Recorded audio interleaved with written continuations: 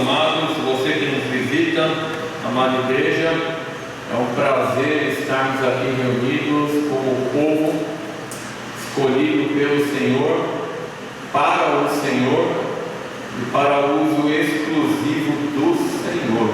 Devemos estar aqui com o nosso coração alegre, jubiloso por aquilo que Deus tem feito e há de fazer na vida de cada um de nós. Deus já tem falado com você aí no seu lugar? Sim ou não? Amém. Eu quero te convidar a fechar os seus olhos mais uma vez, curvar a sua cabeça. Hoje a mensagem será um pouco mais incisiva, principalmente a nós mesmos, os pastores. Hoje eu estarei pregando incisivamente para mim mesmo, para que nós como igreja possamos reconhecer algumas questões importantes no ministério como igreja. Feche seus olhos, tenha uma palavra aí com o Senhor, diga aí o quanto você é grato pela oportunidade, o privilégio de estar aqui essa noite. Você poderia estar em qualquer outro lugar, mas você entendeu que deveria estar aqui. Você não está aqui triste, mas está aqui alegre e grato ao Senhor pelo tamanho, privilégio e oportunidade que Ele te deu essa noite. Peça para Ele tratar contigo, falar na sua vida, falar ao seu coração, e que você possa sair daqui transformado, mudado, diferente um pouco mais de quando você adentrou por aquelas portas. Pai querido, Pai santo, nós estamos aqui como igreja, como povo seu, reunidos, congregados, onde ainda hoje nós estaremos celebrando a ceia do Senhor, e esse é um momento de reflexão, onde por meio da tua palavra que vamos receber, nós vamos poder nos reavaliar, entender, compreender e permitir que ela faça morada em cada um de nós, para que dessa maneira possamos ser alcançados pelo teu amor, que o teu Santo Espírito trabalhe, fale, incomode a vida de cada um de nós e permita que nessa noite possamos ser constrangidos pela tua palavra.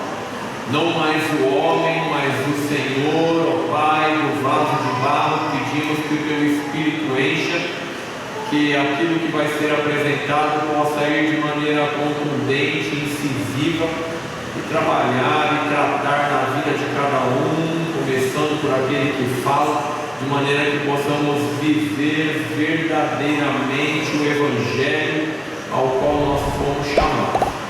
Fala conosco, repreenda a ação do inimigo para longe desse local, todo e qualquer pensamento contrário à tua palavra, que caia por terra, e que o teu Santo Espírito tenha acesso na nossa vida, para a honra e glória do Senhor, em nome de Jesus. Amém e amém.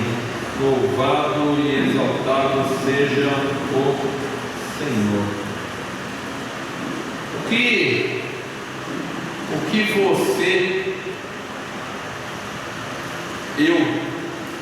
se essa pergunta fosse feita, o que você, o que cada um de nós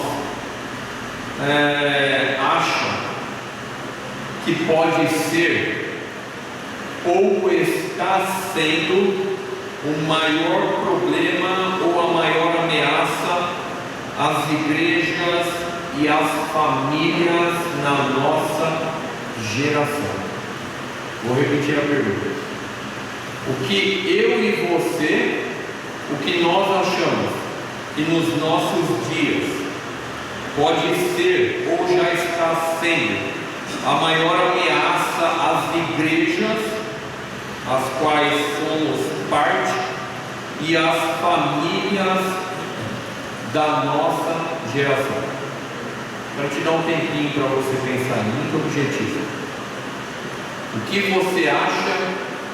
Alguns são até capazes de acertar, mas eu não vou pedir para você falar, eu vou dar a resposta aqui. Você vai checar, fazer um checklist aí daquilo que você imaginou, daquilo que você pensou. O que é que pode ser, o que é que está sendo, ou pode ser a ameaça atualmente, a maior ameaça às igrejas e às famílias na nossa geração? vou responder para você, ok? E daí eu vou desenvolver aquilo que eu tenho aqui, né, da parte de Deus para a minha vida, para a sua vida, para a nossa vida. A maior ameaça visível que tem ocorrido, tem acontecido hoje nas igrejas, preste atenção nisso, senão você não vai compreender a mensagem. A maior ameaça que tem sido nas igrejas e na vida das famílias, na geração de hoje, acredite você, mas são os pastores. Vou repetir. Alguém pensou isso aí? Obrigado, Mário. A maior ameaça que hoje nós estamos tendo no meio evangélico e no meio familiar são os pastores. Honestamente, eu quero repetir para você: são os pastores. Eu sei que agora a tua mente entrou numa montanha russa aí que você não sabe se você prefere subir ou se você prefere descer. O que é que ele está querendo dizer com isso? Efésios capítulo 4, abra lá a sua Bíblia, pode colocar ali, Matia. Efésios capítulo 4, vamos ler um verso que Paulo está instruindo a igreja. Paulo é a autoridade apostólica no Novo Testamento, autoridade que lhe foi dada, concedida pelo próprio Senhor Jesus Cristo, no caminho em que ele estava para Damasco. E ali ele teve um encontro miraculoso, caiu aos pés de Cristo e a sua vida foi plenamente transformada. E ele então escreve 3 epístolas do Novo Testamento.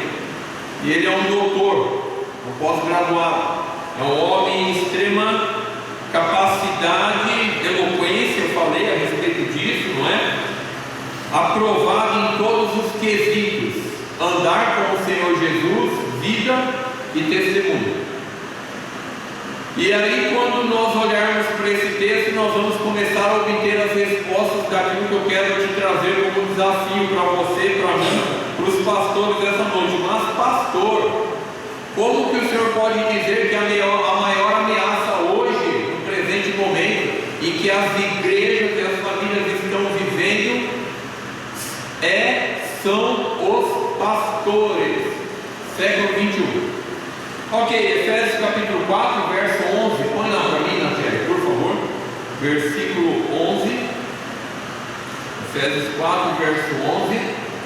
Diz assim: e ele mesmo, quem?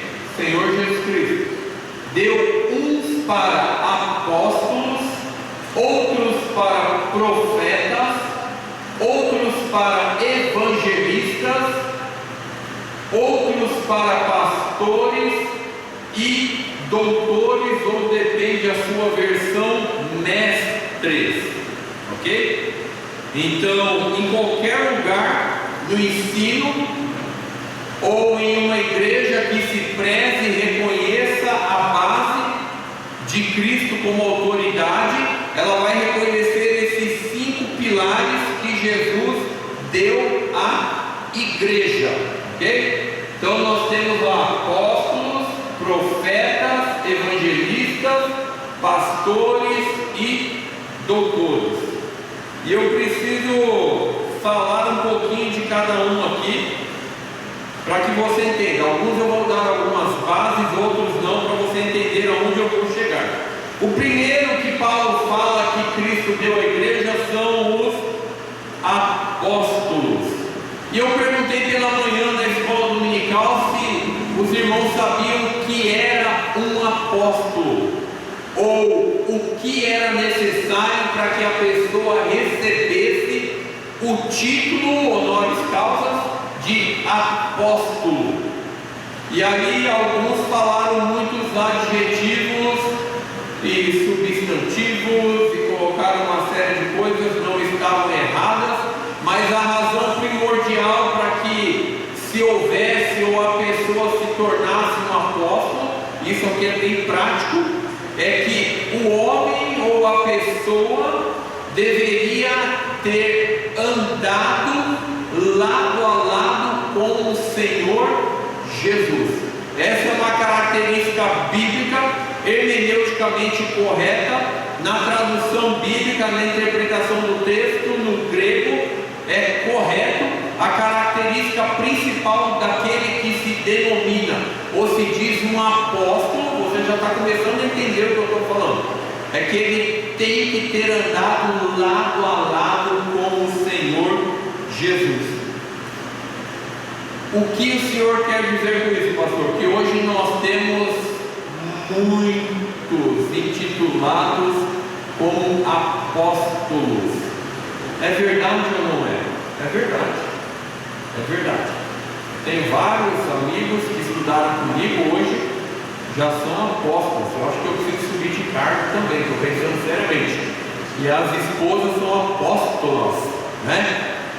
E aí quando eles falam para mim, eu pergunto para eles assim: você andou com Jesus pessoalmente para receber esse título de honoris causa como apóstolo de fato?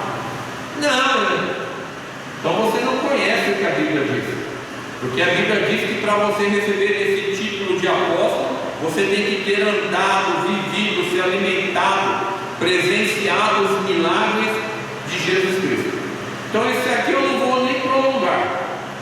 Hoje nós temos um apostolado fora das razões, interpretações bíblicas. Nós temos muitos apóstolos, mas pouca vida com Jesus. E essa é a grande dificuldade que nós enfrentamos hoje, ok? Então nós temos muito título e pouca vida com Jesus. Citei disso pela manhã, não é? Não toquei nos meus ungidos. Não é essa a interpretação, você não pode tocar, você não pode. Não é isso que o texto está falando. E aí as pessoas se rotulam, agora é apóstolo, e as pessoas têm medo, né? Chamam de pai, como que é? Pai apóstolo, né? São filhas, precisam de uma cobertura espiritual. A Bíblia não fala nada disso. A nossa cobertura ela é espiritual do Espírito Santo de Deus que habita em nós. A nossa cobertura vem de Cristo, porque aos seus anjos dará ordem ao teu respeito. Ok? Nós estamos nas mãos de Cristo. Aquele que o Pai me deu, nenhum eu vou perder. As mãos de Cristo estão sobre as mãos do Pai. Nós somos selados pelo Espírito Santo. Os anjos estão à nossa volta e a soberania de Deus está acima de tudo isso. Então presta atenção: as mãos de Deus, as mãos do Pai, duas proteções, as mãos do Pai, as mãos do Filho, o Espírito Santo, 3, os anjos à volta, 4. E ainda tem crente que tem medo de macumba, ainda tem crente que tem medo de pai apóstolo, ainda tem crente que considera mais o título do que a vida que a pessoa deveria ter com Cristo. Ok, de apóstolo está suficiente por aí, não vou prolongar muito mais. Segunda característica, segundo pilar que ele dá para a igreja, ele deu aqui, ele mesmo deu uns para apóstolos e outros para o quê? Profetas. Eu não estou falando de profetizar e de o dom de profecia, que é onde se profetiza. Nós estamos falando de profeta, aquele que era chamado pelo Senhor para dar o recado dele ao seu povo. Hoje também nós temos uma série de profetadas por aí, auto-intituladas, de que dizem que Deus tem falado com eles, que eles receberam uma mensagem e que essa mensagem precisa ser honrada, precisa ser vivida, precisa ser um fato, ok? Porque eles são profetas de Deus. Será que é isso que a Bíblia fala? Eu não vou levar vocês para tudo que eu tenho, mas eu separei algumas passagens aqui. Jeremias 23, vamos lá, Natiele, você pode colocar no quadro para mim? Se você puder abrir na sua Bíblia também, por favor. Jeremias 23, eu vou abrir a minha, que eu quero pegar aquela leitura na minha, ok? Jeremias 23.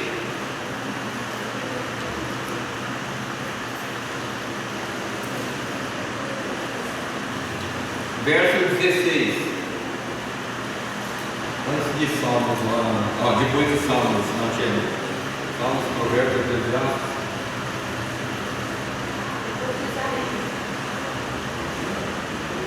Jeremias 23, verso 16. Dá para encontrar ali, que o computador é muita informação, às vezes não enxerga. 16. Jeremias 23, verso 16. Muito bem. Ok. Olha o que diz o texto ali. Assim diz o Senhor dos Exércitos: não deis ouvidos às palavras dos profetas que entre vós profetizam.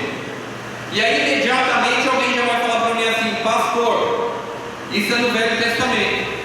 Correto, positivo, você está 100% certo. Eu quero te dar uma diquinha. Se isso aqui é do Velho Testamento, por que estão usando hoje a palavra de profeta como tipo? Agora você tem que dizer para mim: correto, pastor. Ninguém vai falar que está correto? Porque se a palavra profeta ela é usada exclusivamente no Velho Testamento, só está usando um texto do Velho Testamento, é verdade. Então por que as igrejas estão usando o título de profeta, que é algo exclusivo do Velho Testamento nos dias de hoje? Pegou a ideia aí? Deus está falando assim: não deis ouvido às palavras dos profetas que entre vós profetizam, ensinam-vos vaidades e falam da visão do que? De Deus ou do coração deles? Do coração deles, não da boca do Senhor. Queridos, amada igreja, amados irmãos, cada dia, como dizem, né? Cada dia um flash, como que é a frase lá? Cada mergulho um flash, né? O pastor que sabe como que funciona isso. Pastor, olha, recebi uma informação ali, uma pessoa profetizou que o Rio de Janeiro vai alagar no dia tal dia, vai estar correndo por todo o Brasil. Uma profetiza, piora a situação ainda, né? Profetiza. Capítulo 23 ainda, Natiele, verso 11. Verso 11, volta ali um pouquinho. Olha o que Deus diz: porque tanto o profeta como o sacerdote estão o quê? Que diz lá? Contaminados. Até na minha casa achei a sua maldade, diz o Senhor. Vou voltar a pergunta lá do início para ver se você está acompanhando o pensamento aqui. O que você acha que pode ser ou está sendo a maior ameaça às igrejas e às famílias da nossa geração? Eu respondi para você, os pastores. Já dei 2 exemplos. Vou chegar lá nos pastores. Primeiro, apóstolo. Segundo, profeta. Eu sou um profeta do Senhor aqui. Você tem que ouvir. Eu estou falando da parte de Deus. Jeremias 23. Eu tenho muito texto aqui. Vou dar só uma parte. E não é só em Jeremias. Eu vou só dar algumas, mas eu vou falar de Jeremias para você. 23, verso 25. Olha o que fala o verso 25. Tem ouvidos que dizem aqueles profetas: profetizam mentiras em meu nome, dizendo o quê? Pastor, isso é Velho Testamento. Piorou, querida igreja. Se hoje, no período da graça do Novo Testamento, você tem ouvido pessoas em determinadas igrejas ou determinadas pessoas de determinadas religiões dizendo para você: tive um sonho a teu respeito, Deus mandou te dar um recado. Piorou, porque se no Velho Testamento Deus proibia e Ele trouxe a revelação das Sagradas Escrituras por meio do seu Filho, Cristo Jesus, para cada um de nós, e a Bíblia diz que há um só intermediário a quem nós devemos chegar até Deus, que é Cristo Jesus, o homem, e você ouve esse tipo de situação de pessoas, você tem a resposta para a sua pergunta: qual é o maior dano na minha família e na minha religiosidade? Aqueles que se dizem o que não deveriam ser, aqueles que falam, mas não da parte de Deus. Verso 32, Natiele. Verso 32. Olha o que fala lá. Eis que eu sou o que? A favor ou contra? Contra os que profetizam sonhos mentirosos, diz o Senhor, e os contam e fazem errar ou acertar o meu povo. Errar. Irmãos, Coríntios diz assim: nos quais o Deus desse século cegou o entendimento dos incrédulos, para que não lhes resplandeça a luz do Evangelho de Cristo, que é a imagem de Deus Pai. O diabo, ele se transfigura em um anjo de luz, assim também como os seus mensageiros. Para quê? Porque ele é o pai da mentira, para fazer o povo de Deus errar com as suas mentiras e com as suas leviandades, pois eu não os enviei, nem lhes dei ordem, e não trouxeram proveito nenhum a este povo, diz o Senhor. Então nós temos apóstolos e nós temos profetas. Vou repetir, incisivamente, mas só está usando o Velho Testamento. E o que eu falei, eu tenho base aqui, eu não vou trazer agora porque eu preciso ganhar o tempo ali. Se você está vendo isso no Velho Testamento e está aí questionando, mas o pastor está dando base no Velho, e no Velho Testamento Deus está falando que está errado, e você se deixa usar por aquilo que era desaprovado por Deus no Velho Testamento, piorou a sua situação. Piorou. Ah, mas você está falando de um texto de Efésios que ele deu os pilares para a igreja. Sim, querido. Sim, querido. Só que aqui é a base daquilo que era constituído no Novo Testamento. Mas não para aí. Jeremias 28. Vai lá, Natia. Jeremias 28. Eu tenho que mostrar na Bíblia, para você não ficar com a minha palavra, tá bom? Jeremias 28, verso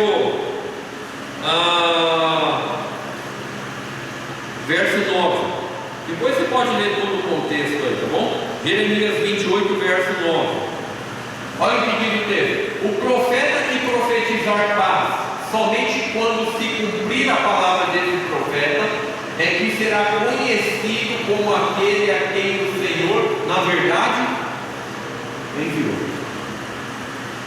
E você dá aula em algumas faculdades teológicas lá em São Paulo, e os alunos falam assim: então, mas foi profetizado. Eu não perco meu tempo mais com essas coisas.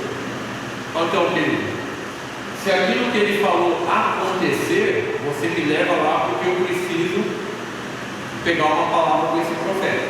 Agora, se não acontecer, você traz ele para mim, que eu preciso dar uma palavra para ele. Enfim, passou o tempo, passou os dias, passou a marcação do sonho, da visão, da profecia, e nada aconteceu. Deuteronômio 18, vai ali comigo rapidinho, abre lá na tela. Deuteronômio 18. Tudo isso para a gente chegar onde é necessário, de maneira bem simples. Deuteronômio 18, verso 22. Vamos ver o que diz esse texto. Deuteronômio 18, verso 22. Quando tal profeta falar em nome do Senhor, e tal palavra se não cumprir, nem suceder, assim esta palavra que o Senhor é a palavra que o Senhor falou ou não falou? Não falou. Falamos pela manhã.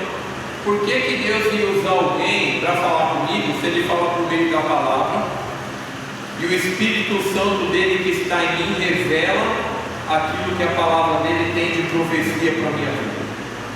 Porque nós precisamos de alguém para confirmar aquilo que nós queremos proceder, tanto positivamente como negativamente. A palavra do homem se torna mais importante do que a palavra de Deus. Eu preciso que alguém fale. Nem suceder assim, esta é a palavra que o Senhor não falou. Com soberba a falou o tal profeta. Não tenha o que desse profeta? Medo. E aí vem um outro ponto que eu não vou entrar. Não toqueis nos ungidos do Senhor. Não tem nem interpretação bíblica do texto. Não é isso que o texto está falando. Não é isso que o texto está falando. O texto está falando que é para você ficar atento àquilo que está sendo colocado. Podemos questionar, é saudável, podemos colocar, levantar, aprovar, desaprovar, dentro do padrão, dentro de tudo aquilo gera, né, uma motivação adequada, correto, isso é saudável. Agora, deixar de ouvir a palavra de Deus para ouvir pessoas, não. Deus não habilitou esses homens a tal. Ok, nós temos apóstolos, nós temos profetas, eu não vou falar mais aqui, questão do tempo. Aí, uma terceira coluna lá em Efésios: evangelistas. Romanos 10, vai para lá comigo. Romanos 10, é um texto bem conhecido. Romanos 10, verso 15, na tela. Então, apóstolos, profetas e evangelistas. Romanos 10, verso 15. Olha o que diz a palavra de Deus. E como pregarão se não forem enviados? Como está escrito: quão formosos são os pés dos que anunciam a paz, dos que anunciam coisas boas. E as igrejas hoje têm cargo para tudo. E aí uma determinada igreja, sempre que se reunia, era chamado o irmãozinho fulano de tal, que era evangelista. Vamos trazer o irmão aqui que é evangelista. O irmão evangelista, o irmão evangelista, olha o irmão evangelista, o irmão evangelista, traga o irmão evangelista. E aí você fala para esse irmão assim: então, irmão, qual é o seu papel como evangelista? Não sabe. Vamos sair ali, distribuir um folheto, vamos dar uma palavra na praça, na rua, vamos evangelizar? Não, aí não. Não, eu tenho honórias causas aqui, né? Sou evangelista, mas aqui dentro da igreja, lá fora não. O texto diz assim, que para que as pessoas ouçam, alguém tem que pregar. E os pés formosos são daqueles que ficam parados, atentados, ou daqueles que saem anunciar as coisas boas? Anunciar as coisas boas. Ponto. Vou voltar à pergunta. O que você acha que tem causado maior transtorno nas igrejas e nas famílias hoje? Estou contando para todos esses o seguinte título: os pastores. Os pastores. Os pastores têm sido a maior dificuldade nos dias atuais. Tem títulos, tem formações, dizem que é aquilo, que é aquele outro, mas o povo está ficando perdido. Vou mostrar agora. Quarta coluna da igreja: pastores. Jeremias 3,15. Volta lá para o Velho Testamento. Jeremias 3,15. Vamos para os pastores agora. Olha o que o texto fala. Você vai entender tudo que eu estou falando aqui no final, fica tranquilo. Jeremias 3, verso 15. Acharam? Amém? Olha o que o texto diz pelo profeta Jeremias: e vos darei pastores segundo o meu coração. Segundo o coração de quem? Da igreja ou de Deus? Da igreja ou de Deus? De Deus. Só que lá em Timóteo diz que haverá um tempo em que não sofrerão a sã doutrina e vão amontoar para si doutores, mestres, que é o próximo que a gente vai falar, eu vou levar lá você, segundo o seu desejo. E aí nós temos a igreja atual, nós temos o corpo de Cristo padecendo, as famílias padecendo, porque estão mais interessadas nos títulos, na formação, na pessoa que pode atrair muitos de uma ou de outra maneira, do que naquilo que pode ser transmitido como verdade proeminente da palavra de Deus.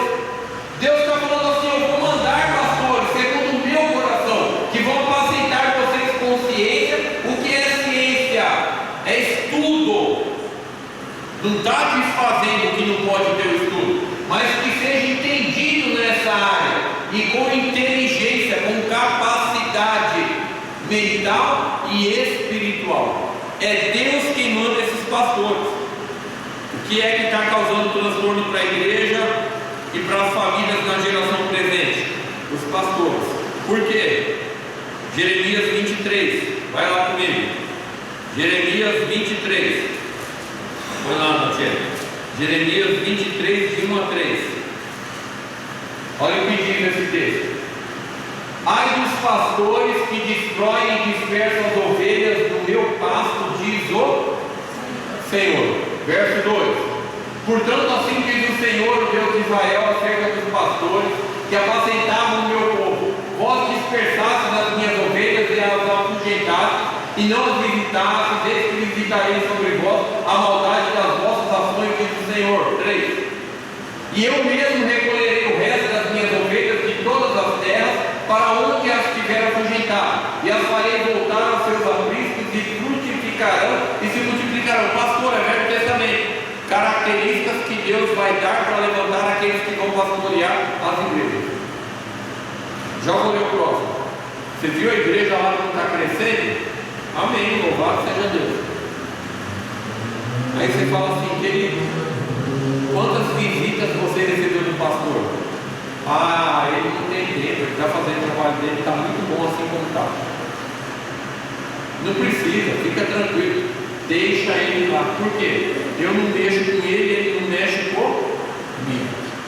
E aí ele não vai saber a minha vida lá fora, porque eu vou ali dentro, e lá eu posso dar o dízimo, eu posso participar da ceia e fazer o que eu quero. Ele não sabe, deixa ele quieto lá. Deixa ele cuidar, é muito grande o rebanho, é muito grande. Ele não precisa se preocupar comigo, ele não tem nada para fazer comigo. Verso 4: levantarei sobre elas pastores que as apacentem, e nunca mais temerão, nem se assombrarão, e nenhuma delas faltará, diz o Senhor. Ezequiel 34, 2. Vai para frente aí na tela. Lamentações, Ezequiel 34, 2. Só para te levar um ensinamento dessa noite antes da Santa Ceia. Só aí que eu ia pregar para mim, ok? Porque se eu sou nisso nessas áreas, eu vou dar conta. Ezequiel 34, verso 2. Olha o que diz o texto: filho do homem, levanta, profetiza contra os pastores de Israel, profetiza e diz aos pastores: assim diz o Senhor Jeová: ai dos pastores de Israel que se apacentam a si mesmos, não apacentarão os pastores as ovelhas. O papel do pastor, e aí eu já vou começar a colocar agora, é cuidar do rebanho. Só que rebanho é rebelde, ovelha é um bicho estranho, é um bicho engraçado. Engraçado como, pastor? Você olha para a figura do pastor bíblico, ele carrega um cajado e uma vara. Salmos 23. E o cajado é para sempre trazer a ovelha para perto dele, ensinando, apacentando, cuidando, zelando, visitando, orando. E quando a ovelhinha é rebelde, ele pega a varinha, ele vai até a ovelhinha e ele faz o quê? Dá umas varadinhas, né? O salmista é bem claro, ele diz: a tua vara e o teu cajado me consolam. Vara, correção, cajado, consolo. Essa é a figura do pastor bíblico. E aí nós chegamos aqui no século 21, onde nós estamos, lá na pergunta que eu fiz, fica tranquilo aí, nós chegamos ali e nós entendemos que o Evangelho, então ou eu vou para uma igreja que não, o pastor não precisa, ele cuida dele, eu cuido de mim, não precisa, ou está tudo muito ruim, eu quero um pastor que faça isso, e o pastor chega lá com um cajado, tá bom, mas quando o pastor usa a vara, misericórdia, esse não é o pastor que eu queria. Só que a imagem do pastorado, a imagem do pastor, é baseada na pessoa de Cristo Jesus. O Senhor é meu pastor e nada me faltará. Guiar-me-á entre os pastos verdejantes, não é? Leva-me as águas tranquilas. Ainda que eu ande pelo vale da sombra da morte, não temerei mal algum, porque o Senhor está comigo. A sua vara e o seu cajado me consolam. Ovelha é um bicho difícil, é um animal complicado de você cuidar. Diz o texto ali que existem pastores que não apacentam, mas Deus vai levantar pastores que apacentam. Só que para ser apacentada, a ovelha precisa querer estar debaixo do cuidado do pastor. Então, você está nas mãos de Cristo. As mãos de Cristo estão nas mãos do Pai, Você tem o Espírito Santo, 3, proteção. Você tem os anjos à tua volta e Deus levanta pastores para cuidar da tua vida, 5, proteção. Olha que maravilha, olha que riqueza essa verdade. Olha que riqueza, que maravilha que Deus tem dado para nós. Só que nós precisamos definir. Eu estou pregando para mim e para você. Se você é pastor ou você é ovelha. Nós precisamos definir como igreja, queridos, amados, você que nos visita, se você quer ser ovelha ou se você quer ser pastor. Você precisa entender qual o seu papel dentro do rebanho. Você pode ser ovelha, você pode ser bode, ou você pode ser um pastor que cuida. Então ele dá essa vertente para a igreja. A pergunta continua: o que é que está causando mal ou está ameaçando as igrejas e as famílias nossa geração? A falta de um pastorado verdadeiro, concernente, baseado nas Sagradas Escrituras. Primeira verdade. Segunda verdade: quando há um pastorado concernente, verdadeiro e baseado nas Sagradas Escrituras, há um estranhamento no ouvido das ovelhas. Eu vou mostrar para você agora. Quinta coluna: mestres. Olha o que é mestre. 2 Timóteo 4, vai lá comigo. Vou dar para vocês mestres. 2 Timóteo 4. 2 Timóteo 4, verso 3 e 4.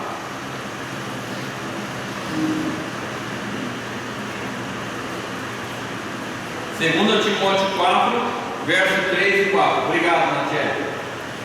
Paulo diz ao jovem pastor Timóteo, que estava enfrentando lutas ministeriais, porque virá tempo em que não sofrerão a sua doutrina. Ou seja, aquilo que você vai pregar, não vão aceitar, não vão querer. E por que não vão aceitar? Por que não vão querer? Porque eles vão ter coceira nos ouvidos, vão amontoar para si doutores ou mestres, conforme as suas próprias concupiscências. Ponto, presta atenção antes de passar para o próximo. Não vai amontoar qualquer pessoa para ouvir. Eu não escuto qualquer pessoa. Primeiro, que meu ouvido não é pinico. Segundo, que eu não estudei para ouvir qualquer pessoa. Ah, então se eu não falar com o pobre, falo, recebo bem, abraço. Irmão, trabalhando no meio do índio, o índio cheira a caca. O índio anda com cocô, o filho dele. Não é qualquer um que coloca um índio imundo, sujo e fedido dentro do carro. Então já vamos delimitar as coisas aqui essa noite. Mas o meu ouvido não é treinado para ouvir qualquer baboseira. Só que Paulo está falando para Timóteo assim: as pessoas que você pastoreia, elas não vão procurar qualquer um, Timóteo. Elas vão procurar pessoas aptas. Aptas para quê? Verso 4. Para que eles possam se desviar os ouvidos da verdade, voltando ao quê? A fábula. Não é qualquer um que conta uma boa história para você. Não é qualquer um que vai chegar lá e vai saber enganar os teus ouvidos. Então nós temos aqui, passei lá, apóstolo, profeta, evangelista, pastores, agora estamos em mestres. Você pode amontoar ou procurar pastores que vão agradar os seus ouvidos. Ou você pode sofrer a sã doutrina. O que é a sã doutrina? É a pregação do Evangelho, contundente, eficaz e incisivo, que quando é pregado, vai machucar você. Vai machucar. Ai, pastor, por quê? Porque a vara corrige e o cajado consola. E a Bíblia diz assim: se sofreis a correção, sois tidos como filhos. Se não suportais a correção, sois então bastardos. Precisamos definir no século 21 se nós somos ovelhas ou somos pastores, se nós queremos mestres que nos agradam ou nós queremos a sã doutrina sendo pregada para nós. Se eu estou disposto a passar pela correção ou eu vou continuar como ovelha rebelde, porque eu já estou nas mãos do Pai, nas mãos do Filho, eu sou selado, os anjos estão à minha volta e Deus levantou pastores que vão apacentar segundo o coração dele. Não é segundo o seu coração, irmão. Não é segundo o coração da igreja. O que o senhor está falando com isso, pastor? Que o pastor que Deus coloca na igreja, gostando você ou não, é para tratar no seu coração e na sua vida, porque não é segundo a tua vontade. E a pergunta que eu fiz de manhã foi a seguinte: Deus vai levantar pastores segundo o coração dele ou segundo a igreja? Segundo o coração dele. Então, para quê? Para tratar na vida da igreja. Porque doutor, mestre, que falam fábulas, que pregam fábulas no púlpito, está cheio por aí. E aí é para isso que nós temos portas nas igrejas. A mesma porta que entra, você tem a liberdade de sair e procurar esses doutores para aquecer o seu coração, ou acalentar, como diz, né? Conversa para acalentar o vinho. Ponto. Queridos, o que você acha que pode ser ou está sendo a maior ameaça às igrejas e às famílias na nossa geração? E eu falei para você, os pastores, as famílias estão fracas. Preste atenção nisso, eu já vou finalizar. As famílias estão fracas porque os homens que foram levantados, constituídos por esses 5 ofícios que Deus deu lá em Efésios, preste atenção, são homens fracos. Estou falando para os homens aqui agora. A igreja está fraca, está se destituindo da autoridade do Senhor, porque os homens que Deus tem constituído para realizar o Evangelho, pregar o Evangelho, serem líderes dentro da igreja, estão se tornando homens fracos no século 21. Ponto. Por isso que eu estou falando para mim mesmo. Você é pastor ou você é o mestre que acalenta os corações deles? Jefferson, você é um pastor fraco ou você vai ser contundente e vai pagar um preço de pregar o Evangelho? Você vai ser um homem fraco na sua casa, nas decisões, fraco com a sua família, ou você vai pagar um preço? Está entendendo de onde eu parti, onde eu estou chegando? Esses homens estão se tornando inexistentes, antibíblicos, fracos. Eu vou dizer algo muito forte para você: muitos desses líderes não são nem salvos, estão preenchendo uma vaga temporária de um púlpito, porque eles acham que pelo oratório e eloquência deles, eles são servos de Deus. Essa é a debilidade que nós estamos passando hoje. Porque as famílias das igrejas estão padecendo? Porque não há pregação do Evangelho. Por outro lado, você, mas olha lá, as comunidades, as igrejas, não tem nada a ver com eles, estão cheias, é verdade. Agora vá lá e veja o que está sendo pregado. Vá lá e veja o que tem acontecido dentro dessas igrejas. E toda essa imoralidade cultural, social, econômica, política, familiar, essa imoralidade que a gente está vendo no meio da família, religiosa, é a falta de compromisso aí que as famílias têm, a falta de ânimo e desejo pelas coisas de Deus. Isso é resultado da falta de homens preparados pelo Senhor, que foram transformados quando foram selados pelo Espírito Santo de Deus para exercer a sua função como homem. Ponto. Por isso que no início eu vim dar um aviso aqui, contundente. Não tenho nada contra as mulheres, tem que trabalhar, não há problema, vivemos dias difíceis, desde que o seu trabalho, a sua função não retire do seu marido aquilo que é responsabilidade dele. Muitos homens estão se tornando banana, porque a desculpa das mulheres é a seguinte: ele não faz, eu faço. Então você aproveita, descasca a banana e deixa ele lá tomando sol. Porque você trabalhar não é pecado, não é errado, mas você está tomando o lugar daquele a quem Deus constituiu cabeça. E aí as pessoas vêm da família com essa dificuldade, e quando Deus coloca um pastor na igreja, segundo o coração deles, eles entram em choque, porque não, lá na minha casa não é assim. Está entendendo o que é a dificuldade que nós vivemos hoje? Os homens não estão preparados para pregar, para ensinar com autoridade nos lares e na igreja. Não estão pregando a palavra de Deus que transforma a igreja e as famílias. Volto ao exemplo que eu dei. O ministério é do pastor, a igreja paga o pastor. Família de pastor é elemento saudável dentro da igreja. Não se cobra da família do pastor o que não se cobra de nenhum irmão dentro da igreja. Eu percebi, o pastor está falando isso, porque não aconteceu nada, eu estou dando exemplo, sabe? Eu tenho que dar exemplo da minha família. A esposa do pastor está faltosa na igreja. E você, querido? Quantas vezes você veio na igreja esse mês? Porque você viu. mas querem uma família de pastor saudável. O pastor tem que ser um homem de Deus, a esposa tem que ser uma esposa, os filhos têm que ser submissos. Aí cobram da família pastoral aquilo que não vive na sua casa, porque são homens fracos, não vivem o vigor do verdadeiro evangelho. Eu preciso lembrar vocês, para a gente partir para finalizar e para a ceia, fica tranquilo. 1 Pedro 4,17. 1 Pedro 4,17. Vai lá comigo. 1 Pedro capítulo 4, verso 17. Eu preciso lembrar vocês de uma verdade.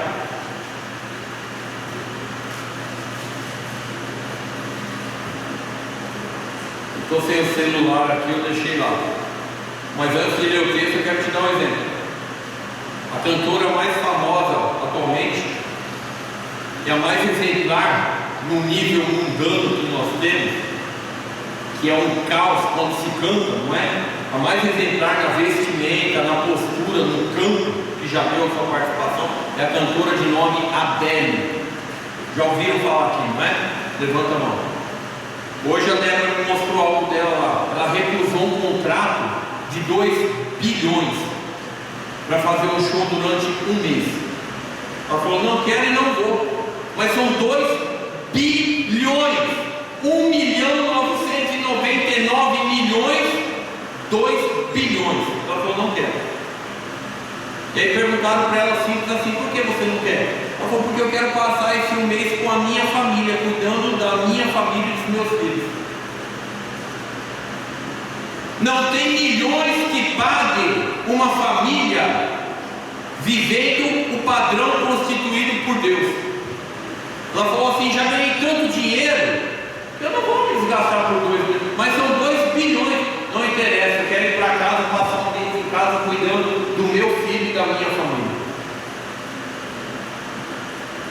Por que as igrejas estão arrebentadas? E as famílias estão arrebentadas dentro da igreja? Marido trabalha, mulher trabalha, todo mundo trabalha, não tem leitura diária, não tem culto familiar, não tem oração, não tem vida, e aí 1 hora de igreja acha que Deus vai fazer um milagre na sua vida. Aprenda, irmão. Deus usou uma mula para ensinar Balaão. Talvez Deus vai falar na tua vida pelo exemplo da Adele. Podia ganhar 2 bilhões, não quero, vou ficar com meu filho. É a única cantora que canta decente, não mostra nada do corpo dela, nada. Ela sobe lá e ela canta com aquele vozeirão. Você vai no show gospel, você chega lá, você não sabe se você está adorando a Deus ou você está cantando ao diabo. Homens fracos, sem convicção, sem palavra de Deus. 1 Pedro 4,17. Porque já é tempo que comece o julgamento pela casa de quem? Não se engane, querido, o julgamento vai começar por nós, pela igreja. Se primeiro começa por nós, qual será o fim daqueles que estão desobedientes ao Evangelho de Deus? O julgamento virá por cada um de nós. Eu vou te dar um exemplo aqui. Ezequiel 9, vai lá comigo, Natiele. É os últimos textos. Ezequiel 9. Não posso deixar de passar isso. Ezequiel 9. Eu queria te alertar, o julgamento começa pela igreja, por nós. Ezequiel 9, verso 6. Olha o que esse texto diz. Ezequiel 9, verso 6. Deus falando por meio do profeta Ezequiel: matai velhos, jovens, virgens, meninos, mulheres, até exterminados, mas a todo homem que tiver o sinal, não vos chegueis, e começai pelo meu santuário. Presta atenção. E começaram pelos homens mais velhos que estavam diante da casa do santuário. A pergunta é assim: por que, pastor, Deus mandou matar todo mundo começando pelo templo lá em Israel? A pergunta é: por que, pastor? Resposta, verso 4, no mesmo capítulo. Verso 4, no mesmo capítulo. Disse-me o Senhor: passa pelo meio da cidade, pelo meio de Jerusalém, e marca com sinal as testas dos homens que suspiram e que gemem por causa de todas as abominações que se cometem no meio dela. Deus falou assim: ó, profeta, vai lá e marca no meio do meu povo aqueles homens que estão gemendo por causa de toda essa aberração que tem acontecido à volta deles, porque eu tenho um trabalhinho meio pesado para você. A igreja está se acostumando com o mundo. A Bíblia fala: quando Jesus voltar, vai achar fé na terra, vai dividir o trigo do joio, vai mandar os anjos fazer a ceifa, pode passar a foice e fazer a colheita. Você vai ser ceifado para ser queimado, ou você está marcado pelo sangue do Cordeiro e selado pelo Espírito Santo de Deus? Não acaba aí. Verso 6. Nem o texto em casa, querido. Olha o verso 6. Matai velhos e jovens e virgens, meninos e mulheres até exterminados, mas a todo homem que tiver o sinal não vos cheguei. E começai pelo meu santuário, e começai pelos homens mais velhos que estavam diante da casa. O julgamento vem por nós, irmãos.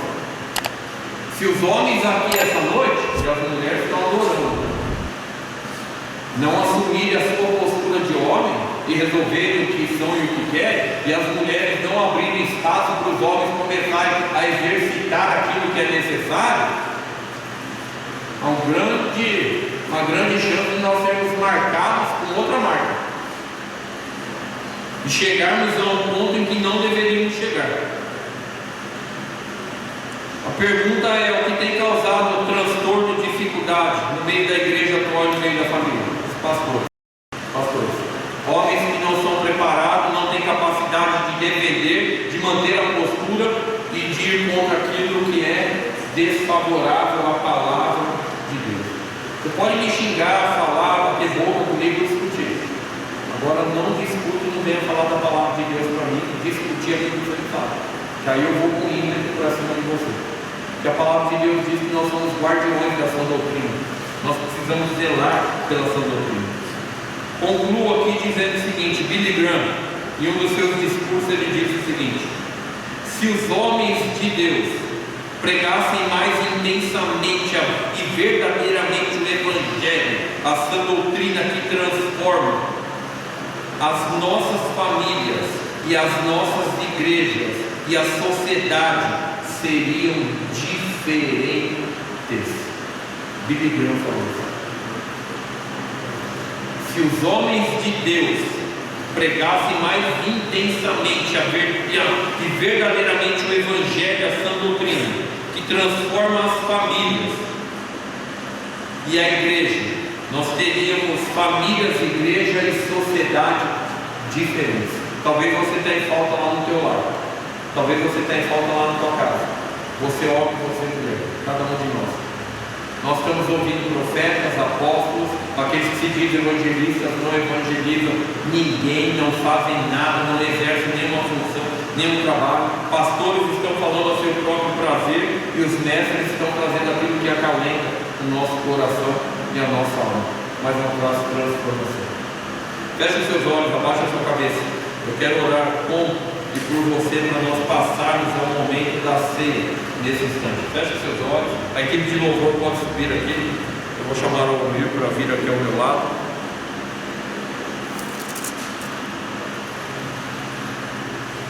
Quero te dar um tempo para você avaliar, para você pensar naquilo que você ouviu. Ah, o pastor está bravo. Não, não estou bravo, querido. Você não queira me ver bravo. Graças a Deus, Deus tem mudado a minha vida. Mas incisivo, contundente eu sou, e eu vou continuar sendo. As portas da igreja que servem para a entrada, servem para a saída, mas eu não vou deixar de pregar o Evangelho, até que haja uma manifestação por meio de Deus via igreja, para que isso aconteça. Se isso não acontecer, o Evangelho será pregado. Eleva a tua mente lá no céu agora, coloca o teu coração lá e agradeça a Deus pelo que você ouviu, pelo que você recebeu. Se prepare para participar da ceia do Senhor. Pai querido, nós ouvimos a Tua palavra, nós ouvimos a Tua exortação de maneira contundente, incisiva. Ó Pai, eu fui tratado nessa noite, eu fui desafiado, o Senhor falou comigo. Eu preciso ainda melhorar muito, mas eu não posso deixar de pregar, de cuidar e de zelar pela verdade do Teu reino, no meio do Teu povo e no meu lar.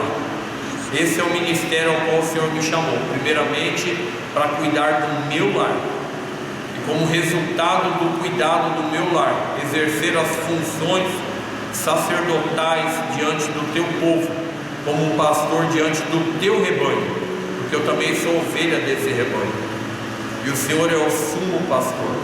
A cada dia eu peço que o Senhor nos ensine a termos um coração moldado e maleável, igual ao seu, Pai. E que nessa noite, ao participarmos aqui da ceia do Senhor, possamos sair daqui diferentes de quando nós chegamos. Que a Tua palavra faça diferença na nossa vida, nos desafie, nos motive e nos torne pessoas melhores, homens melhores, famílias melhores e uma igreja melhor para Te servir, ó Pai. Te louvamos, Te exaltamos e bendizemos ao Senhor em nome de Jesus. Amém e amém. Eu quero chamar os diáconos aqui.